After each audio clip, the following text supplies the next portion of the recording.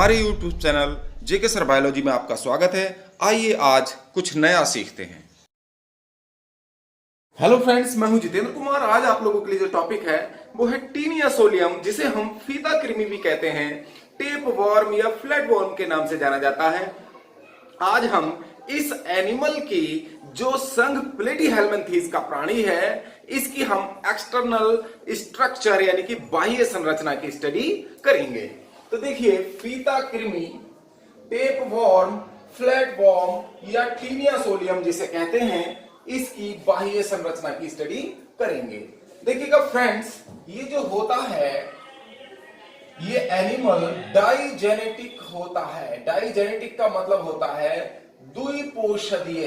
इसका जो जीवन चक्र है फीता कृमि, ये द्विपोषदीय जीव होता है और इसका जो जीवन चक्र है दो पोषदों में पूर्ण होता है।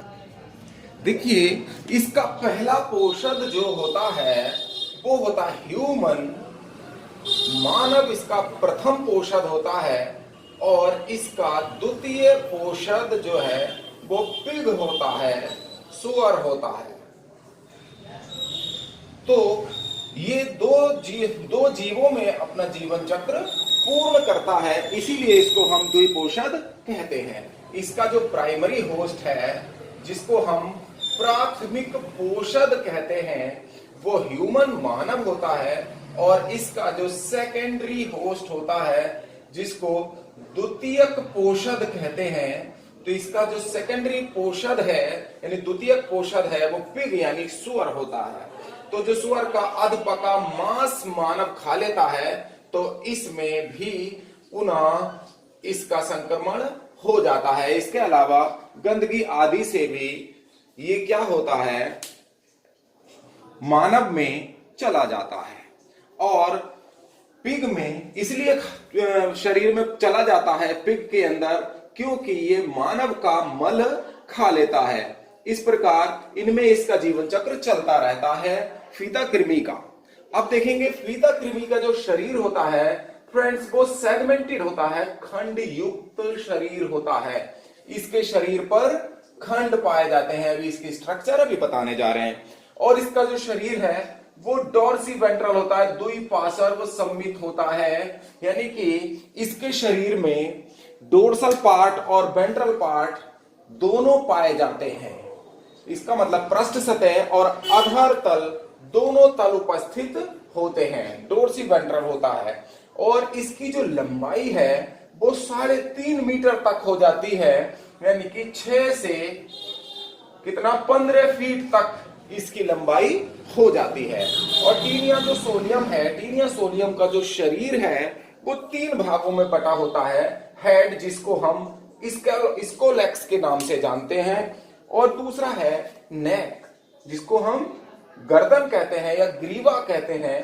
ये ग्रीवा है, और ग्रीवा क्या होता है, अनसेगमेंटेड पार्ट होता है। ग्रीवा में खंड नहीं पाए जाते, लेकिन ग्रीवा में विभाजन की अत्यधिक क्षमता होती है, और ये विभाजित होकर ग्रीवा इसके खंडों का निर्माण करती है, और एक दिन में 6 से 8 खंड तक बन जाते हैं। और इसका जो स्कोलेक्स है, जिसको हम हेड कर रहे हैं, हेड के ऊपरी भाग को रोस्टेलम कहा जाता है।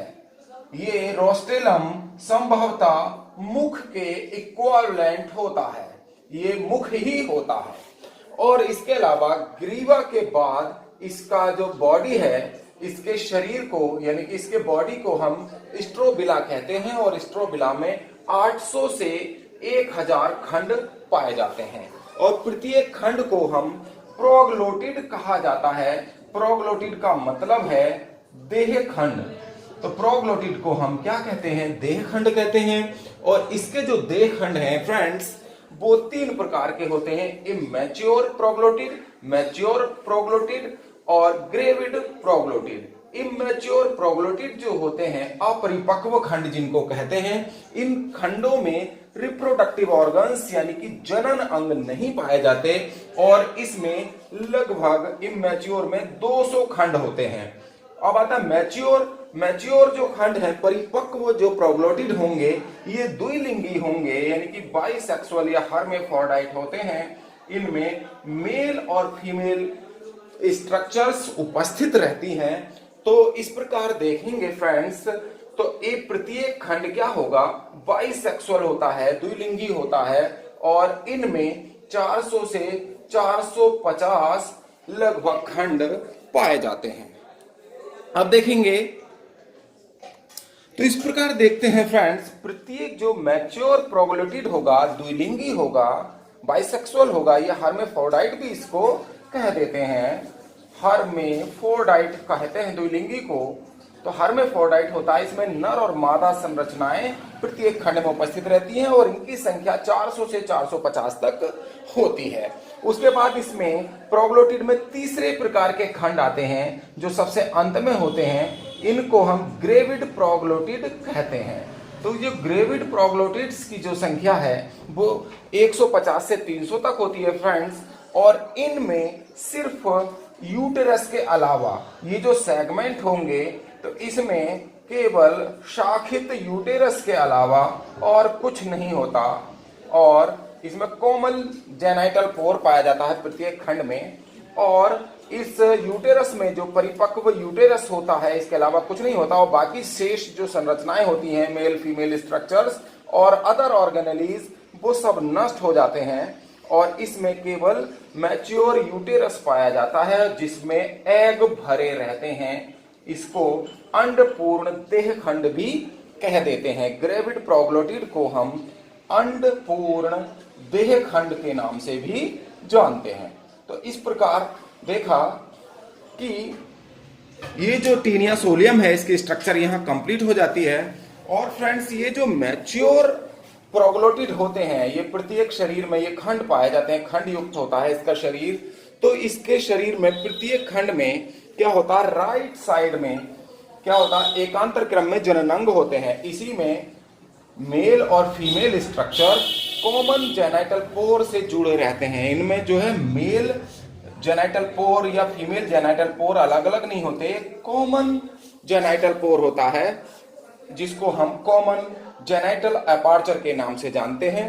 एक खंड में राइट साइड में ऊपर की ओर होगा, तो दूसरे खंड में लेफ्ट साइड में ऊपर की ओर ये कॉमन जेनाइटल पोर पाया जाता है। तो इस प्रकार फ्रेंड्स आपने देखा, एक फीता कृमि की जो स्ट्रक्चर है उसके बारे में जाना। अब हम देखिए इसको डायग्रामेटिकली समझाने की कोशिश करते हैं।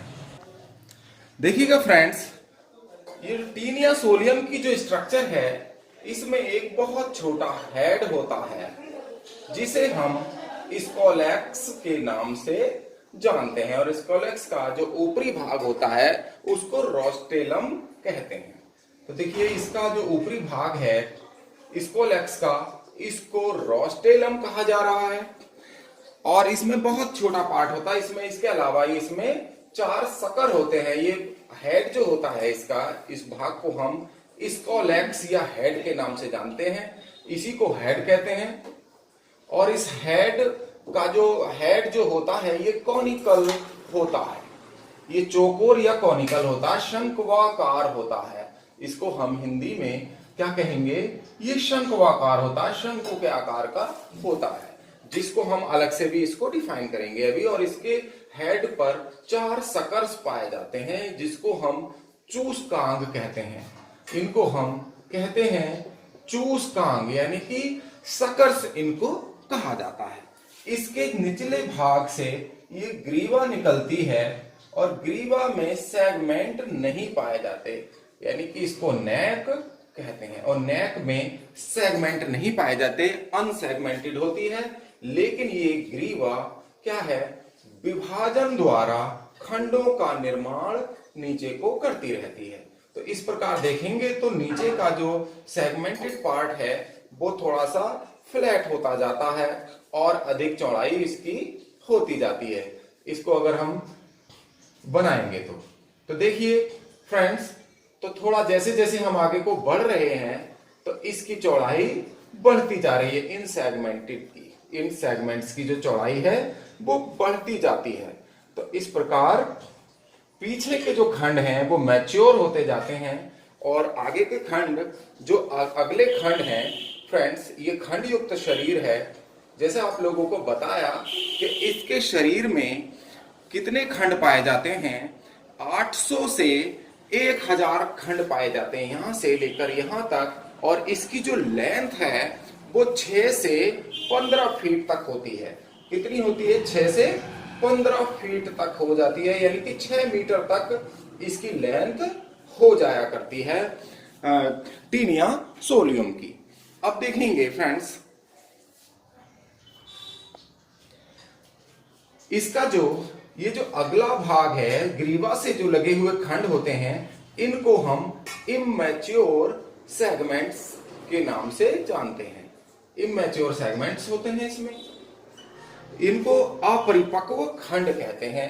और अपरिपक्व खंडों की जो संख्या होती है, आपने पहले भी, हमने अभी आपको वीडियो में बताया, अपरिपक्व खंड, इमैच्योर खंड की जो संख्या होती है वो कितनी होती है, आप स्वयं बताइएगा। चलिए, ध्यान आ गया, कितने होते हैं? 200 सेगमेंट्स होते हैं। कितने खंड होंगे ये इमैच्योर? इनकी संख्या होगी 200 खंड होंगी। और इनमें रिप्रोडक्टिव ऑर्गन्स नहीं पाए जाते। नो रिप्रोडक्टिव ऑर्गन्स, यानी कि जननांग इसमें नहीं पाए जाते हैं।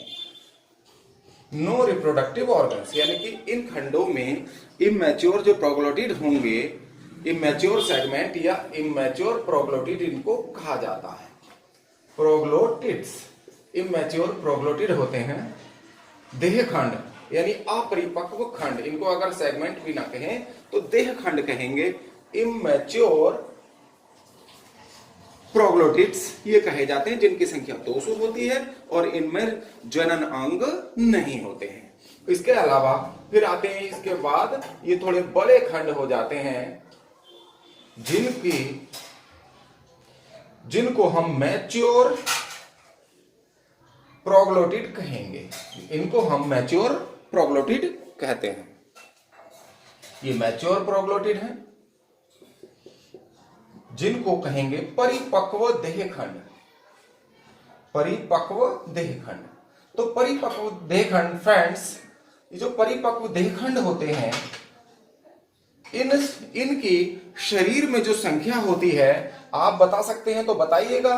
400 से 450 तक इनकी संख्या होती है। और ये हर्मेफ्रोडाइट होते हैं, यानी कैसे होते हैं? बाइसेक्सुअल होते हैं, द्विलिंगी होते हैं, यानी कि द्विलिंगी होते हैं।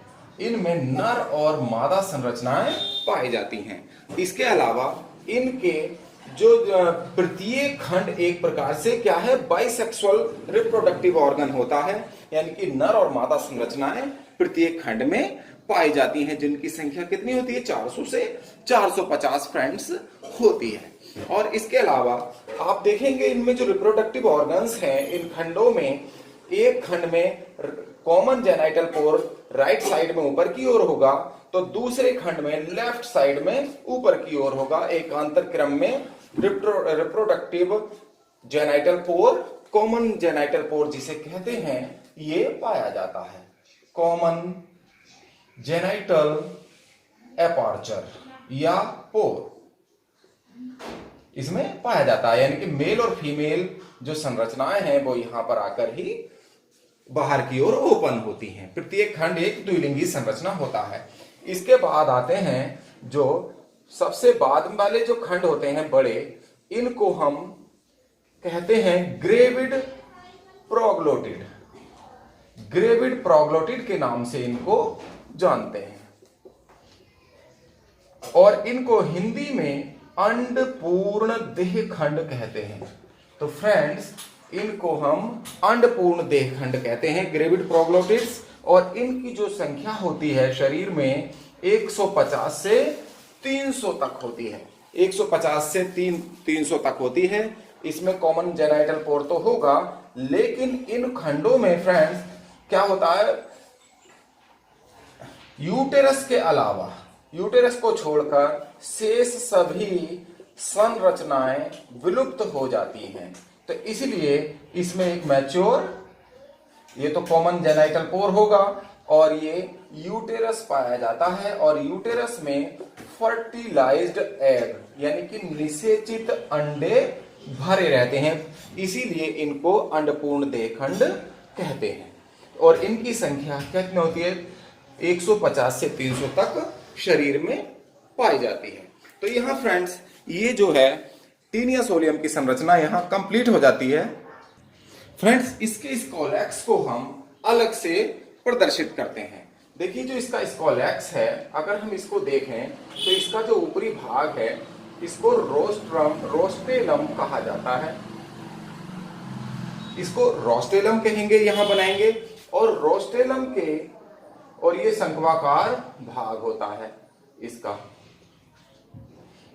ये ग्रीवा, और इस पर 4 और सकर्स पाए जाते हैं जिनको हम चूसकांग कहते हैं। और एक मध्य में होगा, ये सकर्स हो गए, सकर्स पाए जाते हैं चूसकांग।